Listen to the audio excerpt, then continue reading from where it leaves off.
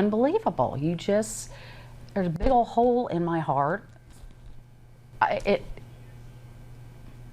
shouldn't have been that way. Kim Jacques and her husband Ted still both dealing with the sudden death of their son. It leaves a big hole in your life, especially when you lose someone that you did so much with. Back then, Brandon, 20 years old, had the good looks and the good sense to know he needed help dealing with alcoholism and the eating disorder bulimia.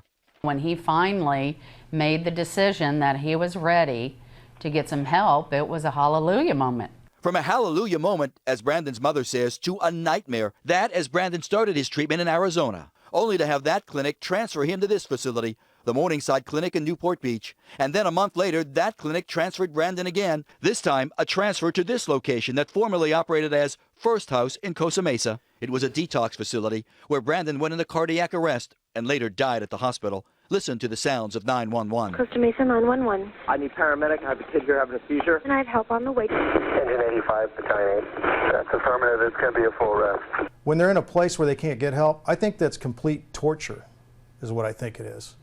I mean, I think it's absolute torture.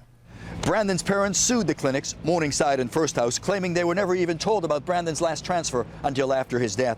And you know what else they were never told? That the receiving clinic pays money, a referral fee, to the facility that's sending the patient. So in this case, as Brandon is transferred back and forth, money changed hands. They're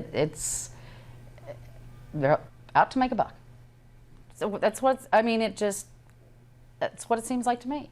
They don't care about the well-being of these individuals. The court complaint alleges Brandon Jacques was transferred from one clinic to another, even though he, quote, suffered from low potassium levels and other electrolyte imbalances.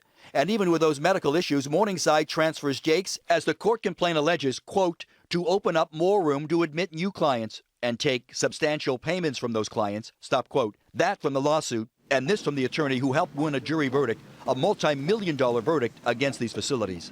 In their own internal emails, these facilities characterize moving Brandon Jacques around as trading a piece of meat, and the jurors had no time for that. I think what we want to tell the world is that we want to bring awareness to this type of behavior. That's the big thing, and get these places shut down.